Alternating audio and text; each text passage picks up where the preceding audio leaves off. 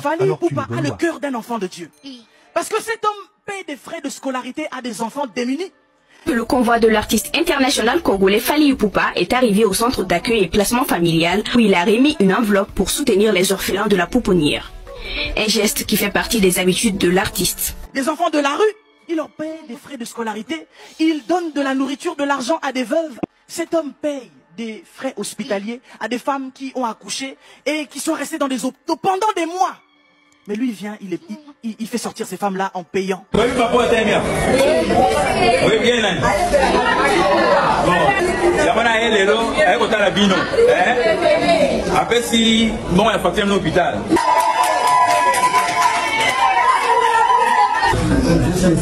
Venir payer la facture, il y a quelques maman va vous taquer donc vous êtes libre Il donne de l'argent à des militaires alors que c'est à l'État de s'en occuper, mais lui il s'occupe de ces gens-là. Oui, mais bon, c'est un musicien, et puis. Mais je peux vous garantir que les actes que Fally Ipupa pose, beaucoup de chrétiens, et parfois même beaucoup d'entre nous ici ne posons même pas ces actes-là. L'Éternel Dieu va déposer sa main sur lui. Au fait, aujourd'hui, il fallait dans les cœurs des gens, au fait. Bah, Cameroun, il a beaucoup aidé. Il continue à le faire d'ailleurs. C'est pas donné. Ah, mais bango non sont tout. Ah, ouais, pas sur Tozana, il va pas se bandiner. Moi, il y a pas si ma casse sur tout. Mais pas sur Tozana, ouais. Tozana, il est pas. On se pas sur la ah, ouais, bandini, papa. T'as la moelle les mamans qui ont applaudi. Tant soit son matin, vous oh, abeta ING plein, abeta URN plein, ça la plein. Et ça parce que azo s'aimer. La majorité des hommes de Dieu témoignent pour la moyen Fally. Non mais Fally, vraiment, t'exagères. Je suis prof de français, moi, pas prof de maths. Je ne comprends rien à cette équation. Il va falloir que je dérange tous mes collègues profs de maths pour la capter. Même nous on veut du concret. Fally, qu'est-ce qui se passe? Ils ont compliqué les choses. Comme une équation. Donc du coup, on est perdu.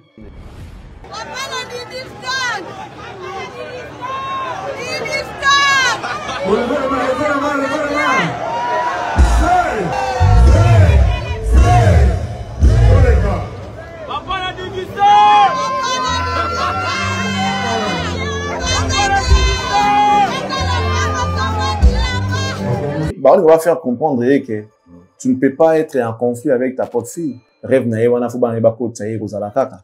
Mais si ko bana yewana moins bana maman alia. Tout na mutango eza na langue parce que maman ba yemi na nzimbo wana et ça la makape. La langue qui représente ce que les gens pensent des magoda. Tu vois? Et les gens vont donner des explications chacun à sa manière.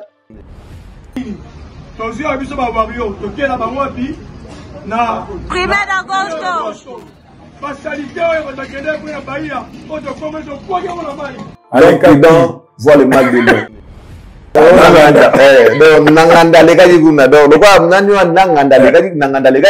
Donc, comme Kama Kolore Nyataki wana. Alekaki awa. Nyambabuka otika. Matambe kaka. Matambe kaka ndeli kam. Matambe kaka.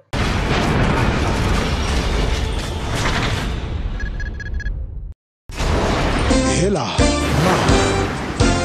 Na ekolo samo na boala roga mise na ningina loba oye koya heya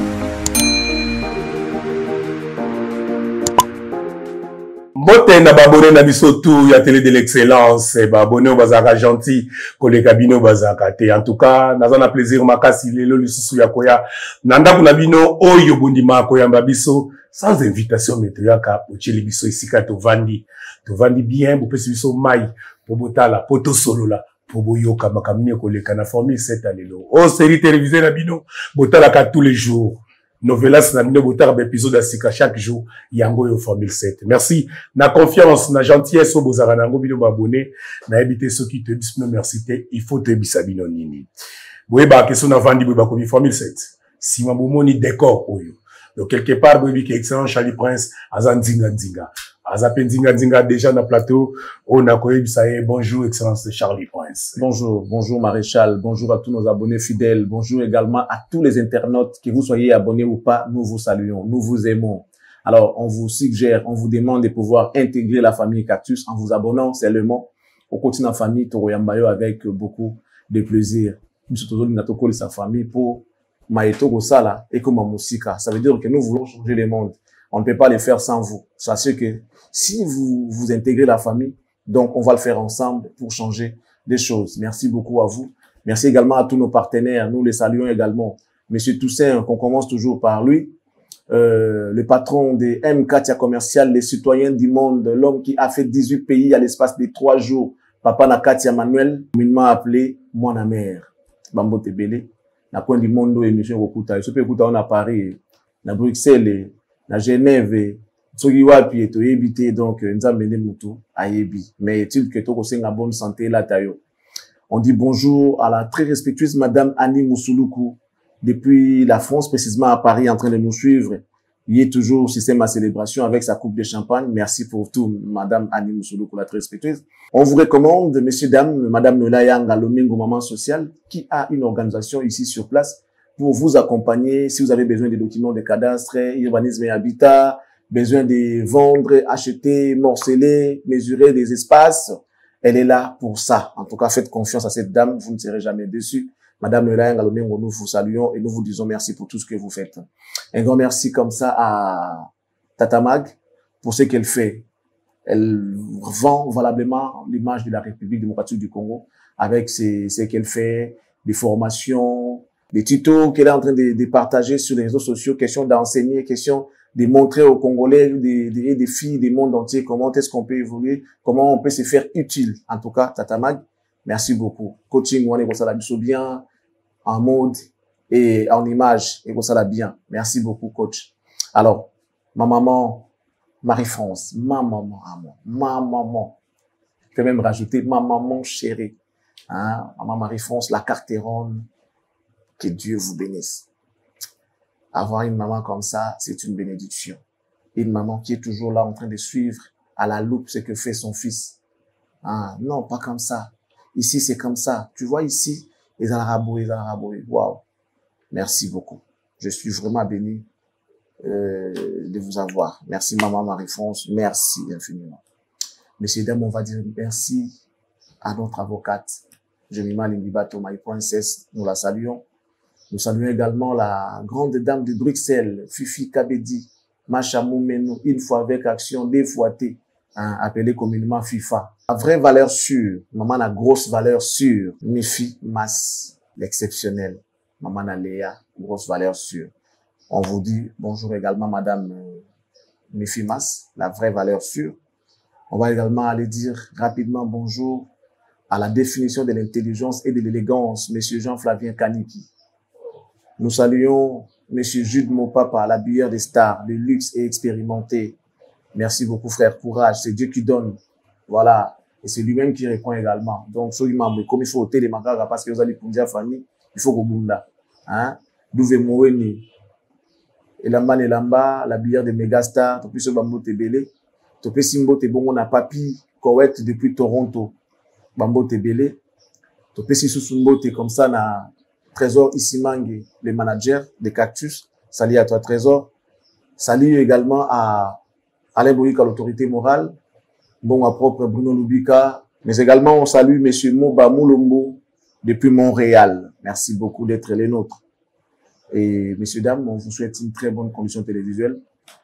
Que Formule 7 commence. Voilà, Formule 7 et Bandi. J'appelle la Pessimbo Témoa Baïbangaï, Bazar Olanda Bisso, Minimi Lelo Narobandanaye, l'honorable président et Assemblée nationale. Yambo Nabiso, République démocratique du Congo, qui est monsieur Vital Kamere, le pacificateur éternel. Azaka docteur, il est aussi professeur. Donc, Moutamaye Lebele, Mobali Yamama Amida Chatir, Balo Babasara Bakalikila Mabe, Atabasali et Sanini. Mokonzaza Kimia, Nopesi Bambote Skazali Kolanda Biso. Nabo Sanité, Chikita Congo, la Zotalanga depuis les États-Unis. Hein? Ma sœur, Napeso Bambote Belé. Tout ça là toujours, Ndenge Telobaki, Napeso Bambote. Blanchard et Bonze, les pétroliers, les motivateurs de tous les motivés. Vienangaï à 30 sur 30. Tout ça là toujours, Ndenge tout ça là, il y a qu'on s'en met à la rater. Dévié mon ami, on l'a depuis France, on a Peso Bambote. Et Narubo Sanate, moi, moi, Simon Boui. Azola Nanga depuis Allemagne. na pesi bambote mingi grâce mbuyi ya ba grâce bambote na yo koto zali kolanda biso koko bajoko ya bakoko tozokutana tout à l'heure na pourquoi awa excellent Charlie Prince aza déjà na plateau excellent so banda show dans information moko avant dans na plateau on a évité soza informé héritier Watana baza interpellé na parquet ya Kalamu. Oui, il est interpellé. La justice est là pour tout le monde. Justice est bomaraté. Justice est là pour nous ça ordre et puis pour nous établir bateau. Pour nous ça peut battre na droit na bango, ça pour nous mutunyo surtout. Et héritier a été interpellé suite suite Nanzembo nae il y a générique Magoda. Oui. Et je crois que la chanson a été censurée. Moi, j'imagine ceux qui vont interpeller sous les lots, c'est parce que Nzembo ne betaki, je sais pas, ceux qui ont yango parce que bah censurera déjà Nzembo. Il y avait aucune raison à vous interpeller. La chanson était déjà censurée et Bibé que tire la ndengona na Congo a na télévision ma boudé karaté déjà. Et l'artiste n'avait que constaté et concédé à ça la paix protestation té. Et ceux qui va interpeller les lots peut-être c'est parce que cette chanson a été jouée en public. Parce que baloba ikenze mbona etambi ya mboka yuki ko betati. Donc ils ont la scène, ils ont ba média ikoki ko betati parce que ça a été jugé obscène par rapport à ba autorité ya mboka. Mais lors de sa dernière prestation dans festival de la musique, festival mondial de la musique et du tourisme, l'artiste avait joué cette chanson et les images il a été véhiculées donc je crois que c'est la raison qui a poussé les autorités bah interpeller. Mais interpellation, ils ont dit incarcération. Donc, bah interpeller, accueillir, à qui qu'on se défendre. Ceux qui a sambi malam, je pense que bah koki na bango kotikaye. Donc parce qu'il y a à interpeller. Donc azali jusque là, na ba droit surtout il y a pas bien la présomption d'innocence. Donc azo qui ne répondre à la question ba bengeli. Nous sommes à la cas ba bengi pour mettre en garde. Pour ça sous-boité, ils allaient avertissement bah c'est trop ça la donc le roi azaka moto monene azali artiste ya monene mboka de sango itamboli ki azali interpellé longina eka na babisika wane kola saka héritier donc ndamta oluka aloba ndenge na ye voilà pourquoi toujours le bandingi tout le biboui mais donc jusque là on ne sait pas encore ceux qui l'ont ni oiseau réservé on attend ceux qui a robima tokoye ba ceux pas robima ceux qui peuvent l'année ne sont plus les gars kuna j'espère que Tokoya sous pour informer l'opinion publique mais c'est vrai qu'il a été interpellé suite à la chanson Magoda voilà ça sambi bien té koko arrestation pe que ça la vandana no la oui et ils ont ba punition ba pesa ba ko kanga mutu webi tembo mu kala ba kanga ka profit pona nzembo et tout à akina na même prison on a nyoka longo donc ba kanga ka bango pona nzembo donc ils ont ba bibé kwa mboka la loi a prévu tout ça pona ko battre la ba mers voilà donc l'État a le droit a le devoir de protéger ba mers donc ça veut dire que on a devoir à protéger la population contre babiloko mususu ya mabe oyo baoki kokana kosala pona ko bouleverser ou encore pona ko troubler ordre public to ba mers en tout cas l'État prévoit babiloko ya ndengwana na bato ba kolinga pona ba hauteur nango soki loko moke bi mabe na misu ya bato l'État a le droit à se saisir d'un dossier on a même chose à dire si va porter au plainte d'office l'État peut se saisir de ces dossiers et te poursuivre voilà. Donc, c'est un que Bamoutou a porté plainte contre Wata pour Nzembo, pour contre artiste pour Nzembo. Non. L'État est mon qui a moni bon à devoir, il y a pour benga pour couper qui ça, pour que, batu ba bebate, ban na ba jeune ba bebate. Donc, benga en dépravation des mers, la bloc comme ma bé. Ceux qui ont ça, l'État a le droit pour se saisir dans le dossier, on a pour interpeller auteur nan. Ok. Merci beaucoup. Bah comprendre que, bakangi était. Donc, nous se relèka, tu peux savoir nos informations, nous va le binaton. Ouais, tu rien en mais il faut rappeler que, toujours soutenir la montée. Mais il faut plutôt ça la attention. Mon ilo monsieur la raso qui est qui n'a bien. Bino bongo tiango monsieur comme à ce qu'on m'a ba ou tiaka et loko nini wana. Pour monsieur ta la reste ko ba peksa. Moi na ninga ka loko bo peksa pas qui négocie simba. Donc yaba ba so tiki mona simba moto mkola ozika ye monda oyeba. En réalité, la langue qui représente ce que les gens pensent des Magoda. Tu es mis langue en côté. Langue en comme on a dit. Pour l'anglais, tu es mis ce que ça signifie. Na français pe tu es mis. Na kikongo chiluba. Ezali. Tu es mis ba eloko wana ni ba benga yango. Mais langue oyo ils ont définir Magoda. Magoda il a dit c'est loko moko boye. Na langue en c'est une langue c'est une langue imaginaire. Exact. Donc, ça veut dire que, quelque part, batumsu balugakande ko attirer attention à batalikambo moto asali. Ceux qui peut-être batika qui n'a pas rien. Je pense pas que moi, à 2 ans, 3 ans, 5 ans, 6 ans, 7 ans, 8 ans, 9 ans, ouais, bah, question de ma il y a des chansons, oyo, yema wana mboka oyo. C'est vraiment, bah, ça dit pire bêtise, pendant la bêtise, mais le quoi va coder yango, et les cas, parce que, ils ont éveillé qu'à, ils ont compréhension, ils ont exigé qu'à compréhension à micro, c'est qu'ils sont déjà adultes. Alors, pour un adulte, non, il a le choix de pouvoir écouter ou ne pas écouter pour un adulte. Moi, je pense que les enfants mineurs, comme l'arrestation, comme l'interpellation, tout le monde a relouqué, interpellé qui est hérité pour la nine ou pour la magoda. Qu'est-ce que signifie magoda? Tu vois? Et les gens font donner des explications chacun à sa manière, bien qu'en étant peut-être pas juste pour mon âme ça mais qui en est l'auteur? Il y a moana tout vocabulaire wana ya mabuda tout na mutango ils ont la langue imaginaire déjà mutango ils ont la langue imaginaire ba argot blo mo ya ki ba ya nkeka ka ndenge za la wana kaka pour mon dire là petit aux abonite vous comprenez aux abonite nzeli waza kano vous comprenez nzeli za mona woni siko yanke moko a définir ça ngo bongo etika la pendingo ba ba ko tsone tika basolo. Parce qu'il y a défini les lois, on a une langue à l'ingénie. Vous comprenez, moi, après cette explication, il y a qui non, c'est-à-dire, on souffrir tôt, ça veut dire que, on galérer, deux mois, Jean Wana. Mais ça, c'est ça. Tu vois, Hermon artiste, Azal libre, il y a qu'on navigue. Le fait déjà, il y a beaucoup makoloba magoda à lieu et place à l'oba makambu clairement nenge baloba yango. C'est déjà ça un travail de l'artiste.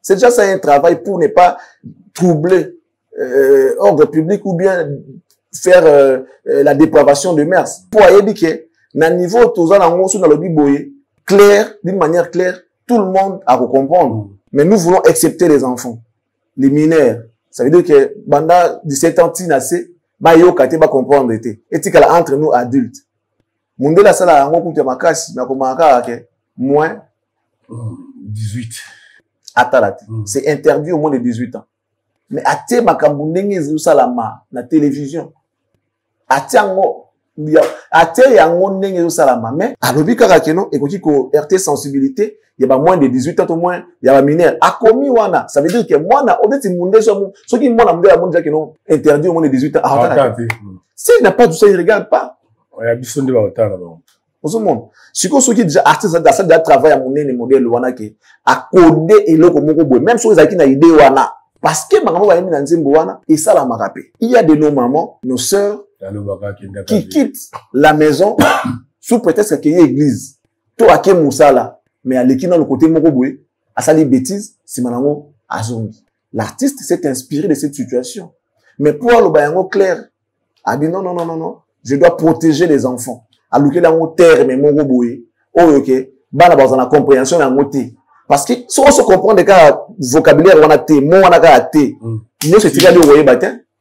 Nous c'est tiré de voyer batin. Donc faut nous comprendre non de chiffres non, mot on a ka la kisinini, laissez-moi comprendre phrase on comprend des idées générales des artistes. Ce sont quand même des artistes. Il faut que la maman peut moi liberté on a pu s'exprimer pour faire la beauté de l'art. L'art est cause à la thèse à la peine juste comme à l'église. Nous on n'est pas contre l'État sécurisé bah jeune, à sécuriser bah. On se comprend, on n'est pas contre. Qui a interpellé quand il faut. On se comprend. Alors, ce qui est comique artiste sera s'exprimer na moi logo moko à s'inspirer ba empêcher yango to robo m'appeler art to ma beauté à art bati que l'artiste c'est moi champ libre ba ye baka ke bana ba se ba otala bango et puis société et limite ba bien mingité mais so idam tazu ida ko coder likambo ça veut dire que à protéger côté moko pour que compréhension est à la portée de tout le monde. OK. Merci beaucoup pour comprendre on a exacté que excellence à appuyer mais amiko ko expliquer bino il faut que les artistes s'exprimer dans la marque. Excellent Charlie Prince, producteur à concert, il y a fallu Poupa, Paolo. À Kindaki Tiesika, concert à Wegozala. Ça qui message mon total en ensemble. Comme ça, auto mais qu'un peu qu'on analyser sur Yamo. Ok.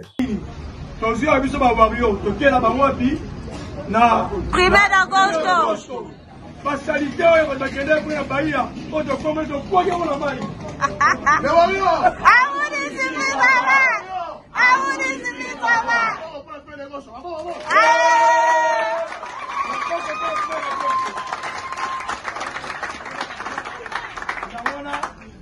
Je veux remercier vraiment d'abord notre président de la République, le général Jean-Manuel Bossab Lorenzo, qui nous a permis cette opportunité au conseil de M. Betama.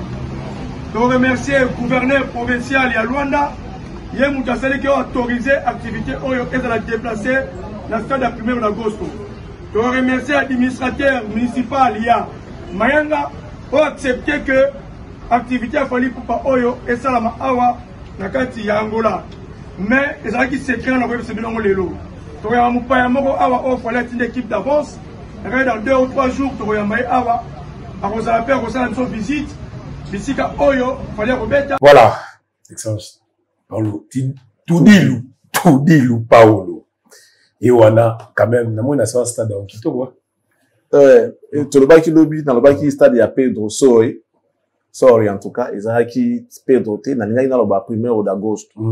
Bon, le cas Babaka, lapsus, il y a Lingua et tout, et même il y a na Pedro, 1er d'agosto, Pedro, donc Bolimbisa, ils ont 1er d'agosto, stade Kitoko, na Luanda wana pekaka.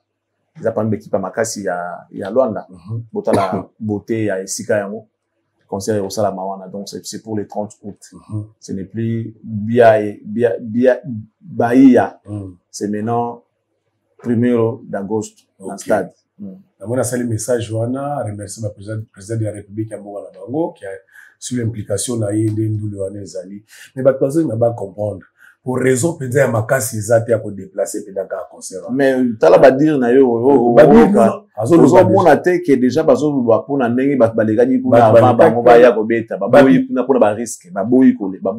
en tout cas, en réalité, on dirait, Bango va décider, les producteurs, peut-être, je ne sais pas, ou c'était en connivence avec l'équipe de Fali, je ne sais pas.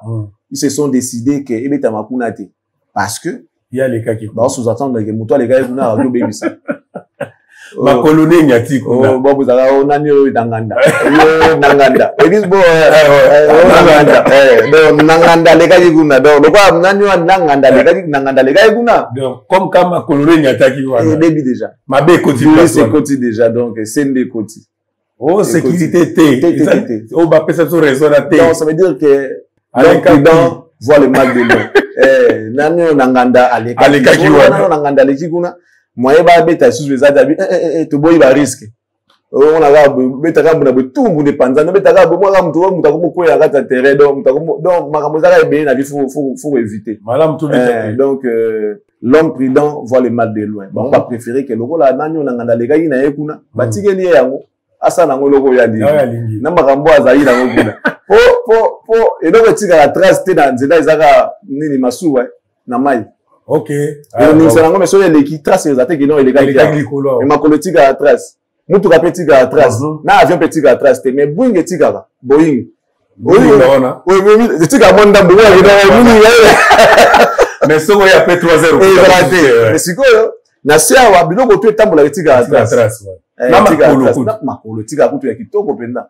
Mais balanda ka bat nazamba ndeni so nazamba utala ka makolo na yeti alekaki ya nyama utika trust to danga nyama utabu aki trust ne yango même ngula makasa ndenge zo nyate zo mona ke etika ka ba trust donc banda nyama ndenge wana nazamba donc bat musu balekaki batika ba trust wana ba balingi ba trust wana te ba préférer ba changer na ba place date na place donc ils ont délocalisé leur concert le coup la plupart délocaliser concert et c'est na moi temps pour na ko place la sika tu place soit aussi de bada à les 30 tu pas place tu vas dans les deux le quoi toujours changer place faut tout le place mususu place en nini télé tu vas se concerter si va comment on va retrouver stade wana ya 1er d'agosto et va retrouver en moi maman il faut pour ça payer moi Mikolo pour et puis ça du temps pour organiser surtout concert à stade des ala rapida mubangi na ibazara matata ils ont plus facilité pour 20 000 places sonorisation 20 000 places il faut sonorisation dans nous ala bien et puis il faut ici on a matériel les ala donc il y a les yeux qui va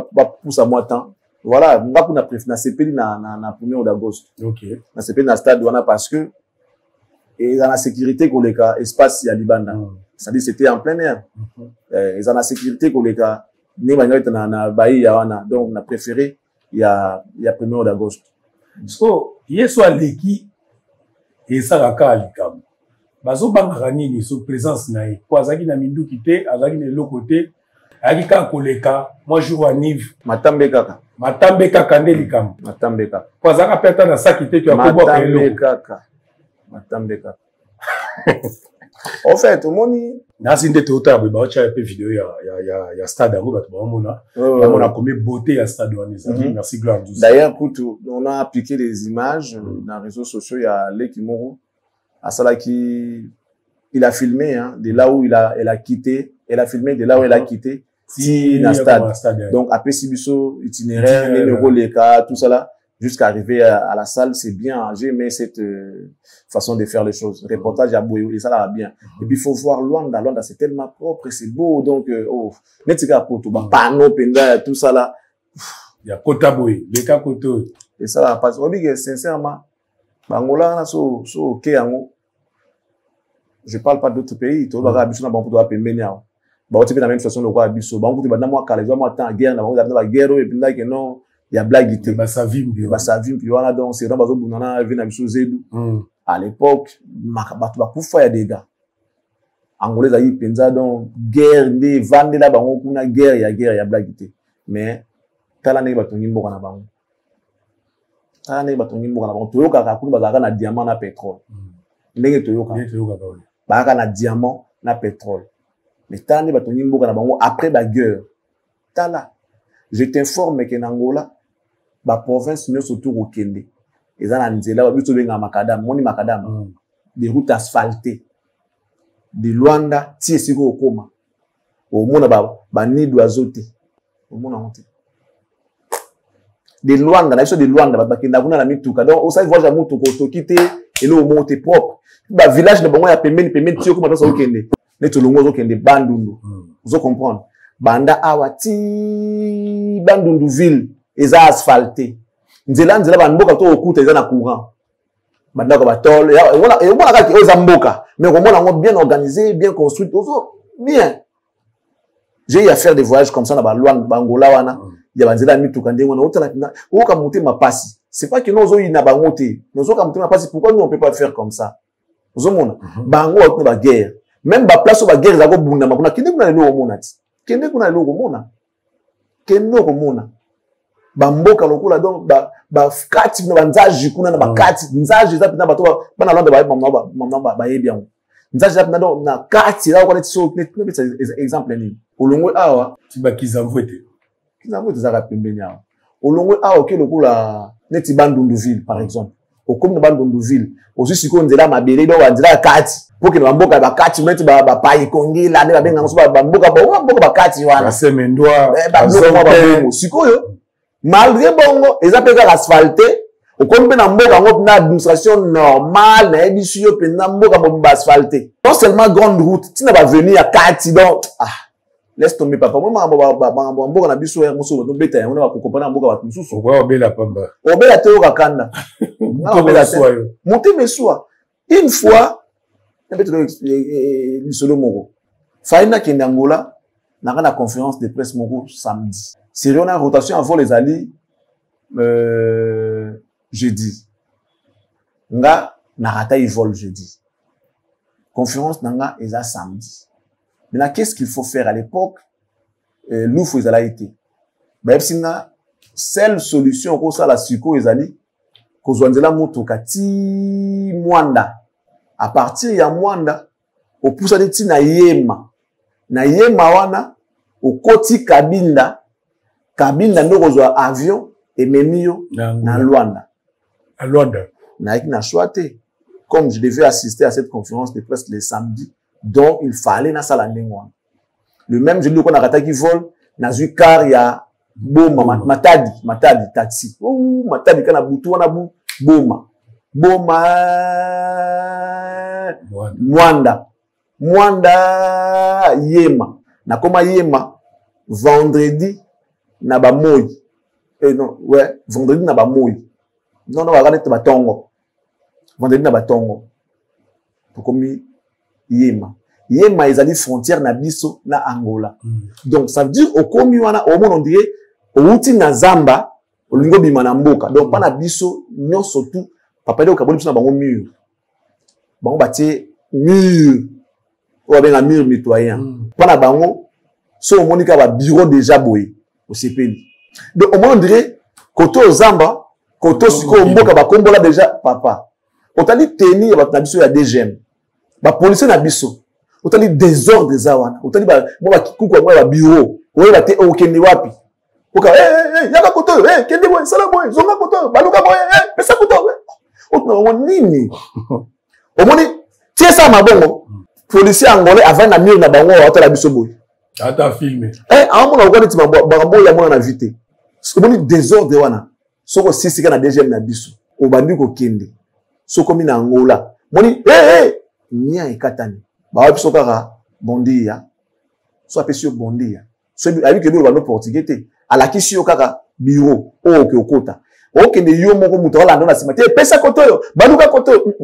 Monde okina bureau wana. Eza mundela yi. Pri batia ko fo futa pona ozo cacher. Yango na kaka muto to futa ka pri wana. Soko sisi le muso sa ezali o na bureau na ye aloba na yo ndeko longwe awa. Kende kuna. Ba baxela mbongo te ba kolongoela ope mbongo te po prix ba tie za prix oyo l'état muta fixa ba ko baxa te mais pas na biso so ba loba que non par exemple caché po bima neza la deuxième exemple ça que non faut foutre ceux qui $10 bon ba $30 $50 et à $50 voilà combien mais pesa nga prix exact bandu ko kusala na obuwe o wana na so ça mais kuna za bongo te o le kayo moko ata so za mupaya o bunga te ba wala so kende akenda o so la formalité na en bonne et due forme yo moko muto la note so si ba ebisio c'est ja bienvenu soit les bienvenus tout ça aussi midelo et puis otali kaka construction otali ba tenue na bango otali makambo zo le kanobi ka keno te tout na lifelo et lifelo mboka na yo otala niveau ko kapasi mais na mitu na siko les gens qui vivaient là ba coopérer ko teka wana ba winzi wana obona winzi na ngambu na bango te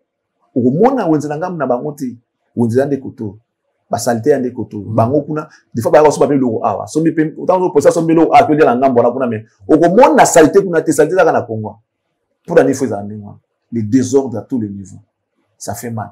Angola malgré la guerre il a réussi à construire son pays au tali angolais ba ngo fali Angola et comme poto bana Angola ba envie à kate que oh non lelo Angola ko ningisa Portugal bon tezongeli sujet à stade wana joli avec to 20 000 places fallait abeta kuna et na CP na nganda abeta kuna CP wana tu dis loza muto asala ba événement bien mon za jeune moko il est organisé et puis il aime ce qu'il fait ah bato ba linga relo ko sala za bien il aime apprendre un peu bon valeur il aime l'excellence na la linga bato ndengona il fait tout avec attention, il fait attention à tout, donc à ça il faut aller là.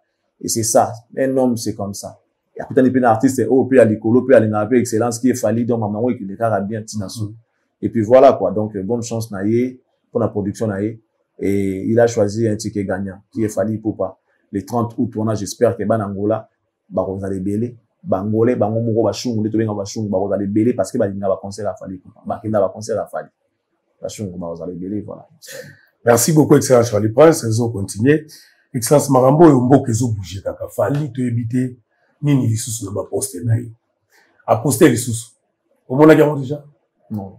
Totalement poster yo na commentaire ba warrior et puis tous va réactionner. The king, the genius, el professeur, école.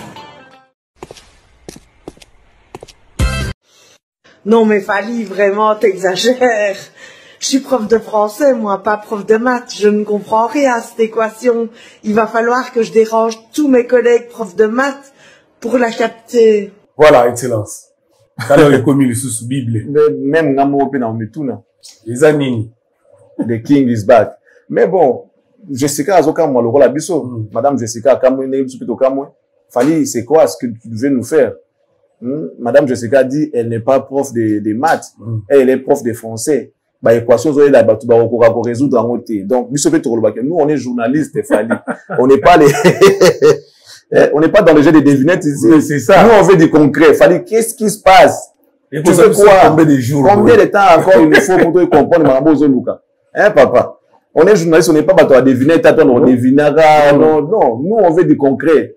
Eza nini fali. Dis-nous, eza nini. Toyeba. Tu le vois dans ma tu comme si on a beau couloir au Bible, côté du colo, cloche, on a barré, boyer, son, on comprend rien du tout. Le but de Madame Jessica, elle n'est pas prof de maths, fali.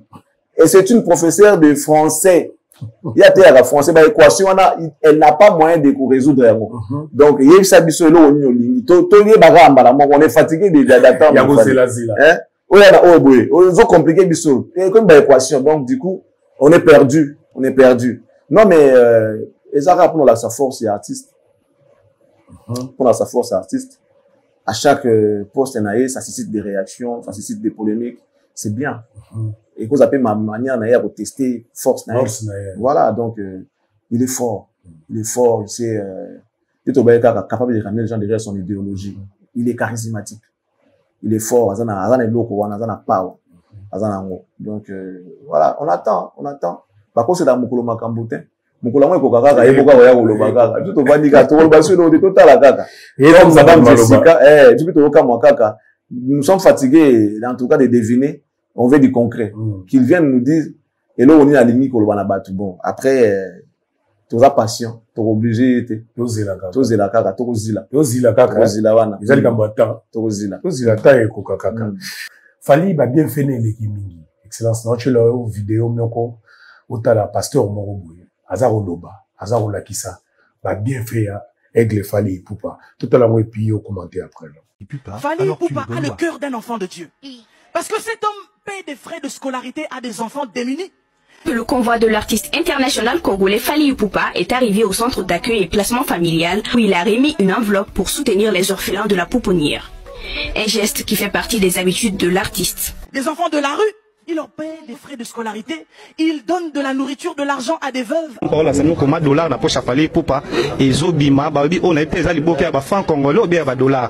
Vous voyez déjà?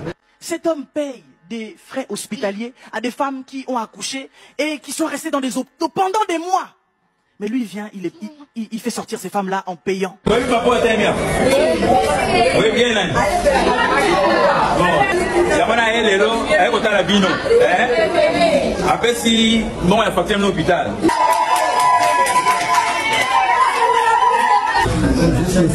Venir payer la facture, il y a quelques maman Babouta Kawa, moyen.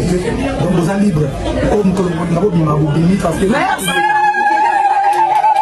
Il donne de l'argent à des militaires, alors que c'est à l'État de s'en occuper, mais lui il s'occupe de ces gens-là.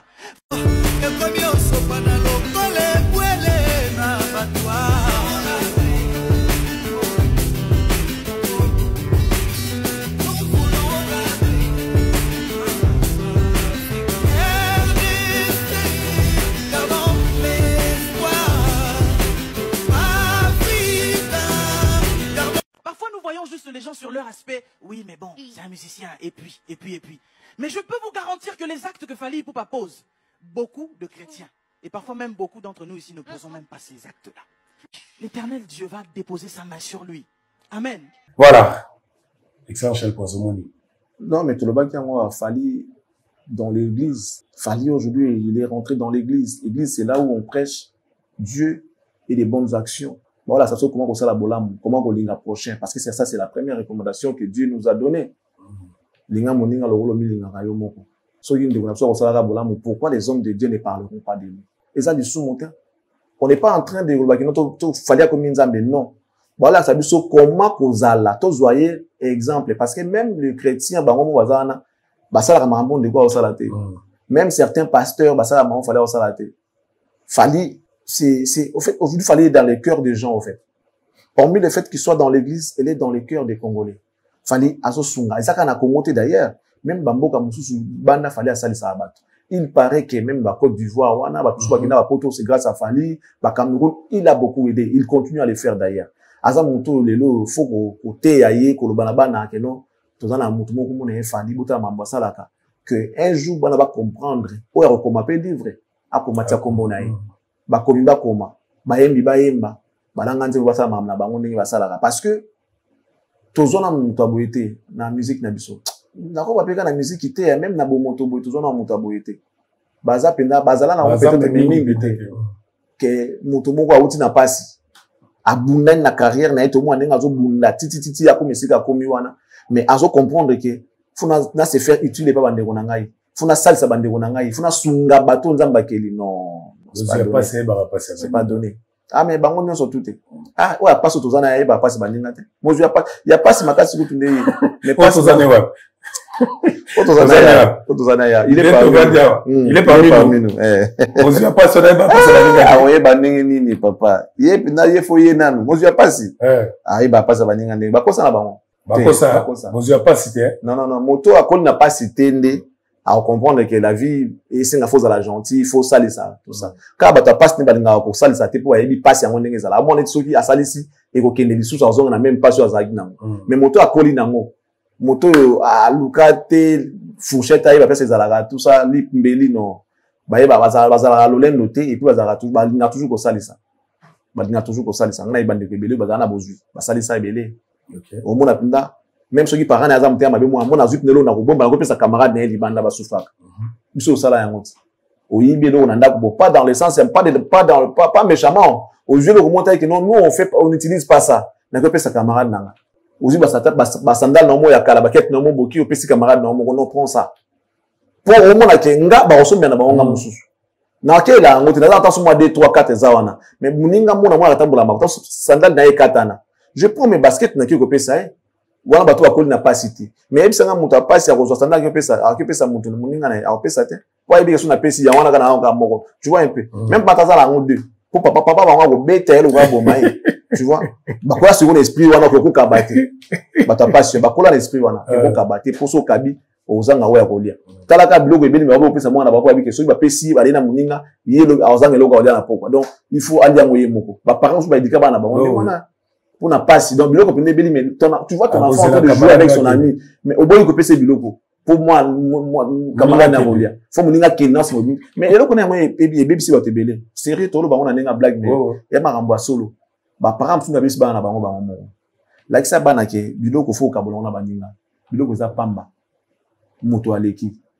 mais yo te ibana ke no atali pa okata na moninga te mais mon akol de loko wana akol na idée wana au kabande au sali satin au kamate pour na yé d'abord eza yé na mo na au sali satin yango tozo mona ba conséquences na mo na ba société bato musu bazana penda ata nini ma wana yo etali ete lela ndengo lela soko kolela elobi na ngata fabrica tout le gamawa oliati donc fali aza moto yo akol na ba valeur sûrement ba parents na ba te yaki ko salisa ko linga baninga ko kaba.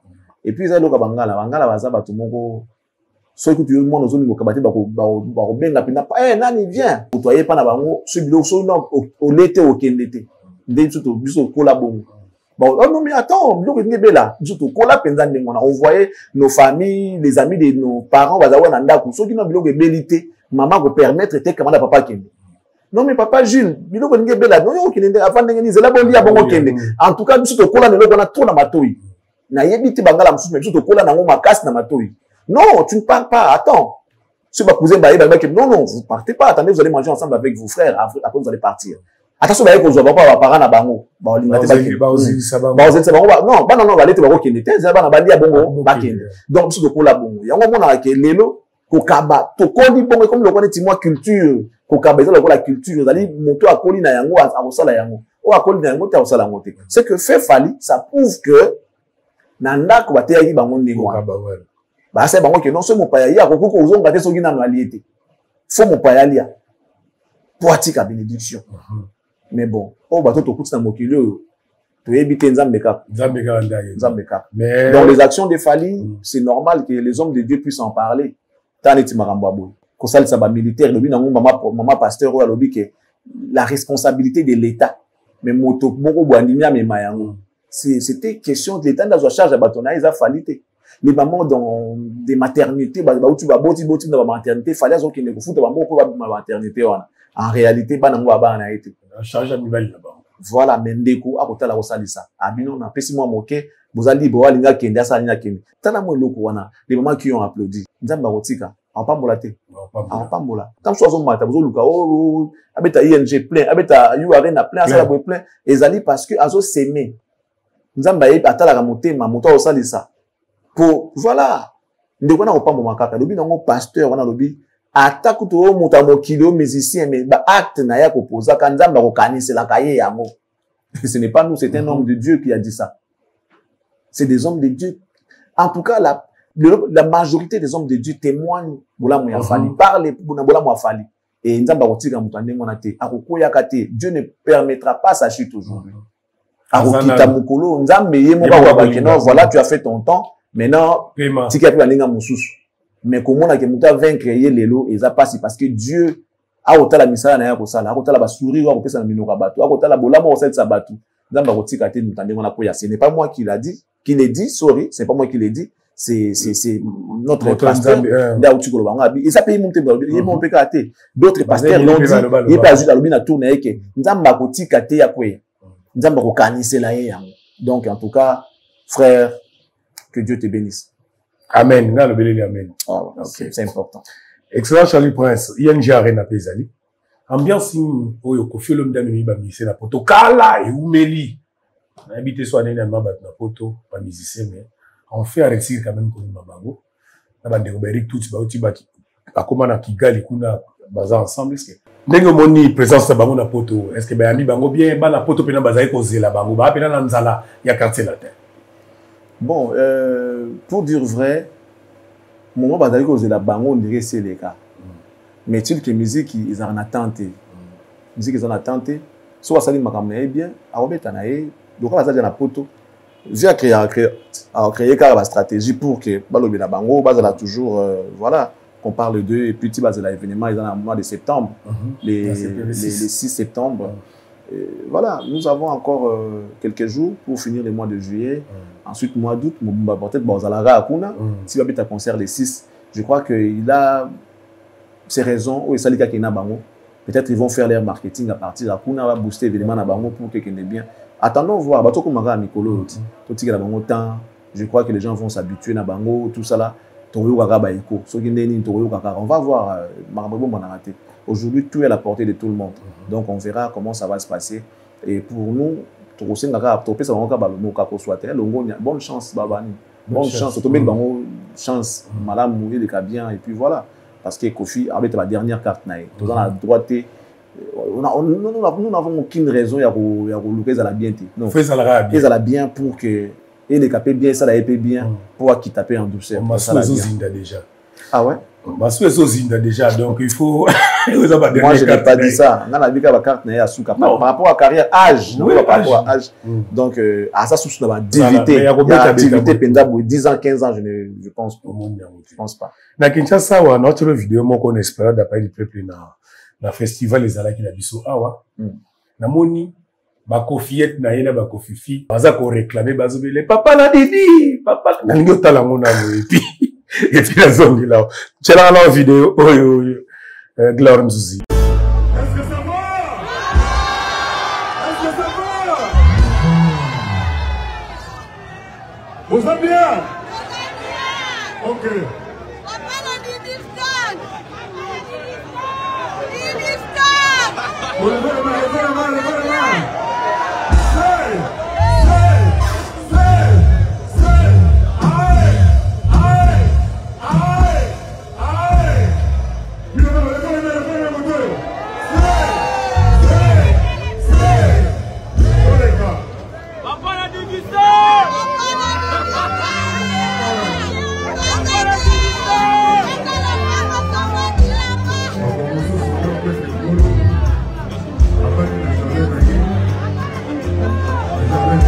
Voilà, excellent Charlie Prince. Papa n'a dit, alors ça dans le rôle à Zoyo Kate, ah, qui les amboka di diston avant d'arrêter.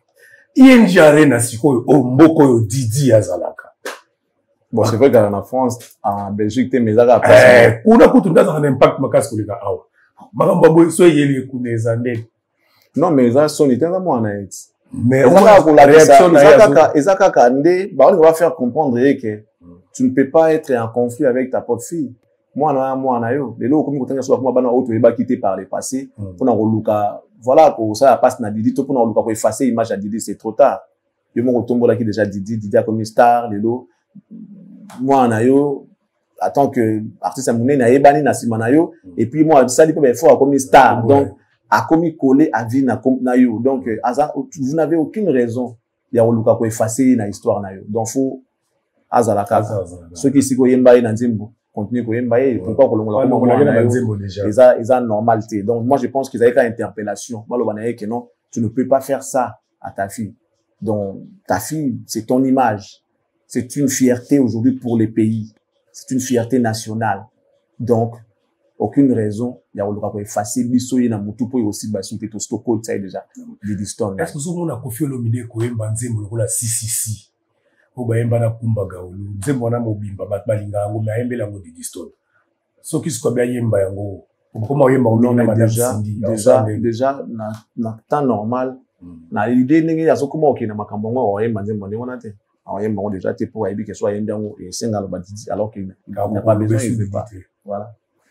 Na koreve na ya Vera Molba qui concerne hippodrome fuba na ndeba kotisaye bana na enyo sa ko benga bango ba kotisaye. Est-ce que l'idée wana ko continuer ngo to a changer ngo ben ce qui peut-être à garder kaka même marambanzali na ngo besoin ça na hippodrome ça na na ING Arena sûrement wana pe fo za la karate rêve na ye wana fuba na ba kotisaye ko za la kaka mais si ko bana ye wana moins bana maman alia non mais bango nyonso surtout ba Del Purlo ba Saint James na Didi y compris. Tout à trois côtés pour nous. Dans limite que on va aux ala. Pour déjà collaboration, coopération des sociétés, attente des attentes entre papa na banana et na famille à maman ali. Donc moi j'espère que ceux qui va au la mambo bien, ils vont aller bien. Ceux qui azaka na ça bana ba côté ça il sera dessus. Pour ba au monde abina que non, bana ba côté na bango mais vide mon ezali. Bateau tout zakozi là tout le monde na bango bazate. Donc ça sera encore une manière de s'enfoncer dans la partie. Merci, excellent cher pasteur qui est na souka mes questions et que les kati mokili mo bazo le bela yango. Tozo kota moke na religion. Pasteur Marcelo yebi ki auta okufela madame na ye maman Blanche pe asona une année presque mais pasteur Marcelo a lancé qui azobala to tala lelo mutu nyonso azako silika ke c'est pas encore le moment. Moi point de vue na yo sur pasteur Marcelo kolobani.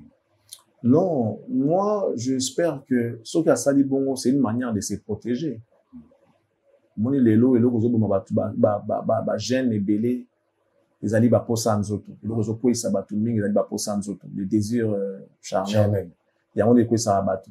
Un homme de Dieu, azamuto, logiquement, il faut attendre la droit. Et Marcelo a presque tout eu dans sa vie, azan la nion sur lelo, azan bongo, azan yolo kwa liate, azan yimutokate, mais koza yemoko, comme mobali wa kufeli moi si vef, et puis ate araba na nzambe, atape ba ser bazwa l'église ser ndenge na ndenge, olamu kipe na mo ba posa msu ndoto yaka na batongo ne belanga boyo ba posa ndoto ezali, okepe l'église bozana ba posa komota ba ser na ba misu moko boyo, peut-être azomi mona na insécurité. Belanga bezali. Oui, tu as ba insécurité. Non mais alelo quand ils ont le tokolo ba monter na ndenge ya blague, ils sérieux. Un homme de Dieu sérieux, normalement, arrivé à un certain niveau, il faut en amoisi. Ou que ceux qui posent ça, ils allaient, ou bien que moi, c'est n'anga zali, na osa ali soumoute. Aller place d'aller voir par-ci, par-là, et comme ali soumou attend que berger. Moi, je pense peut-être que azomo na soumoute. Parce que, madame Atikibiso, on dit mon épée manakimia, arrosongate. Tu vois, arrosongate. Et lui, comme il est en vie, il a droit de refaire sa vie. Et surtout que c'est un berger. C'est un encadreur spirituel. C'est un pasteur. Mais il y a à côté de la vie à débauche, à côté de la vie à Ekobo. Que non, ma sola comment t'en c'est pas un pamba, comment bouiller, dans la vie à Ekobo. Non. Alingi peut-être le roi de commenter, Alingi à se protéger, à se mettre à l'abri.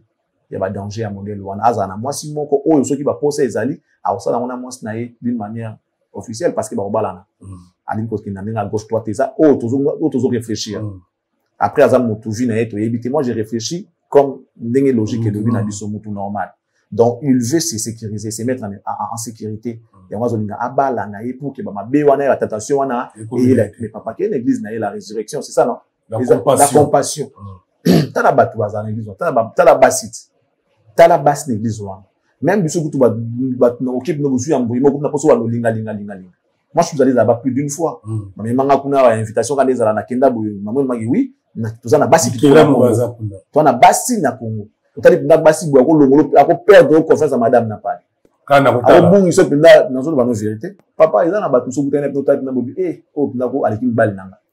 au penza quoi l'équipe moi c'est nous on a choisi aussi pour nagiwa yo moi c'est zalaka na ozo mon siko yi amuna ka bango chaque jour bani ka rappel pour ça partir au front ala mutu au lieu ça la vie à kili mais voisin moi si moko abana mais les mal les années n'a problème naïe il paraît ngana ina maman bien il paraît que à te date ya libala naïe date ko s'occuper moi naïe a kufelaka to pe moi va kundelaka moi si naïe non pourquoi pas quand ça va bien non boyo bala né moi si me espère moi si non et d'abord face à ba ko ça la part des choses azozo moi si wana te na image à moi si naïe non alors, moi, si Asika peut refaire vie naïe.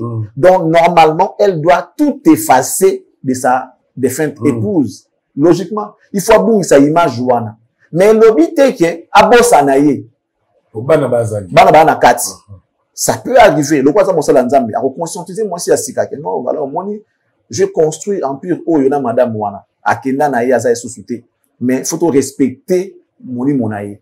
Comme quoi, mokolo akufa to ki ne peut continuer la fleur yo nangai après ça biso makasi to continuer ko boko la bana o atiki lingai to continuer ko sala musala ya nzambe na logique wana à cause de moi si vous sautez pour dans esprit que non aya na esprit faut effacer logiquement mais à cause de été le quoi dit azuye le quoi doubler to azuye l'esprit o ya kenda non azuye ya couleur moko ba pembe wa goût ils a problème té mais problème les années que non azuye na image ya maman ange c'est ça non c'est blanche non abala moi si azana na ndenge na bango parce que madame azoya akorana ange té asamba le roi ange té blanche té blanche place le rôle la yété azaki le rôle la yété c'est Esther il est bien ouais c'est bien ozomona mais ça te que non ngana zuyo na esprit ya non loso za loso fufu za fufu nazo lia loso na esprit ya fufu té to nazo lia mbika na bula boudin té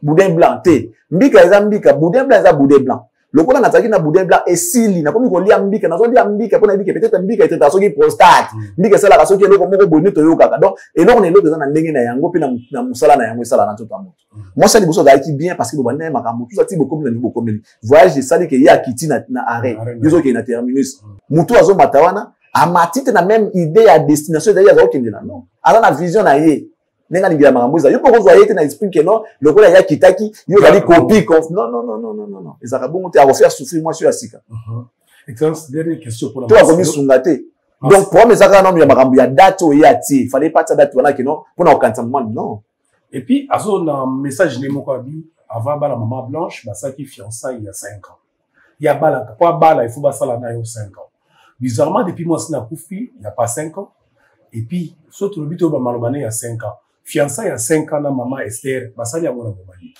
voilà malobane na bon oui quoi bala moi il faut 5 ans mais il y a ko ba on est parlé la moi c'est déjà la moi si il faut tout ça donc so na boulot ko o rebala les sous pour ça sur 5 ans na muto o fiançailles à Sika non c'est que mambo ça peut-être toi tu le baquet pour na bala il faut 5 ans fiançailles à 5 ans fiançailles à 5 ans faut que c'est sûr que non ngana madame maman blanche tout ça là qui 5 ans avant to bala tout ça qui temps ko yebana na yeba qui bien après na cause de décision ya ko ça nini ko bala parce que lorsqu'on se marie c'est pour la vie on se marie pas pour se séparer un jour pour divorcer non mais ça peut arriver to ba un jour ça peut arriver que divorcer na ba ka oyo ezo sengela mais yo ko lo bateke non ngai po na bala il faut 5 ans dire la fête d'anniversaire non donc ça veut dire que ça sous-entend que na maman était balaki depuis que na kuludimba quand mère azalaki bazali na kuludimba parce que c'est dans 5 ans na basali yango te basali déjà 5 ans zo bala et puis la dire na s'appelle no elangezali mais des fois et puis c'est le mot pasteur sérieux il faut ça la marier bon et le but est que batunyo surtout tout soit pas kokana e ezanga tumususu bana on a posa ndoto te na yebi ngana ba bongo te mais batumususu baza lokola aza mobali mais c'est plus le côté féminin qui domine en lui basi c'est pas son affaire en fait tout le but est gaza ceux qui se battent balwa gaza non mais azana moi féminin na katina ye ça dit il se sent à l'aise trop mamba si italiété ezan ndenge nzamba sala moto il y a aussi des femmes qui ont la tendance ya qui mobile na katina bango c'est le côté masculin qui domine en elle mais azan moi si bato bongo bazali oko juger te pour ebi ndenge ya fonctionner tout ne fonctionnalité mais bato bazat na que non za mobile na vrai sens na makambo surtout en tout pour tout mobile ozo biso foza na moto ozo biso na moto même biso tout ta pas qui pasteur te pour se protéger pour ça à moi cité on ça la vie il y a des ordres vidéo yo bima pamba ozo comprendre on ça la vie il y a des ordres alors pour se protéger pour se mettre à l'abri et c'est na oza na moto na yo OK à chaque fois que tu auras besoin oza na y place moko pour la protection na yo donc nga contre te abala mais kobala yango est-ce facile kaka date mo bakunda ki mwasi na ye pourquoi quel est ce mystère ozo se cacher derrière makambo mystère oyo yazo ngati la biso ezaneti nini anga expliquer biso nini il y a comme na mamo spirituel na kati tondeni nzambe na bisa ki date baba isa biso ka bo yena nzambe na ye ne jugez point afin que vous ne soyez pas jugés on a juste analysé na condamné moi je n'ai pas établi de responsabilité na pesi makanisi na ngai que nazo soutenir yeso ka obala na après un an c'est ça problème té mais seulement à longo la image à maman blanche à ça la makambo o ya lelo azaka même ça nzambe non les choses passées voici que les choses passées sont passées et une vie nouvelle commence et ça rend on a dit vie à sike bandina moto ya sika aya na makambo na ndenge na ye un jour alors bengi blanche pamba so zo continuer ko na makambo ya maman blanche azo tika ngote leo alors benga blanche na kata ndako libala oui amne sana ko benga Esther azala makambo na ye a effacer ba image ya maman blanche niti yo donc date faut correspondre à date à mariage non atayo moko parce que vous moi si asika na position ni que no balinga na idée ya non tout ça donc azala réincarnation ya blanche non ah ouais on bengi pas ah bengi blanche na merci excellent Charlie pour rester sous qui pour la beaucoup la lelo. Je te remercie, je remercie également tous nos abonnés et tous ceux-là qui nous ont suivis. Restez bien chez vous, que Dieu vous bénisse et qu'il bénisse la RDC. Au revoir. Junior Baya, DG à Groupe Étoile Sécurité, mon frère, je te salue. Courage, Nagno Sozali Kosala. Merci beaucoup. Formez cette asika lobby. Tu coupes ça, bino ba makamke Mickey, si tu es héritier, ou tout ce que la bino tout à l'heure. Ciao. Bonne nuit.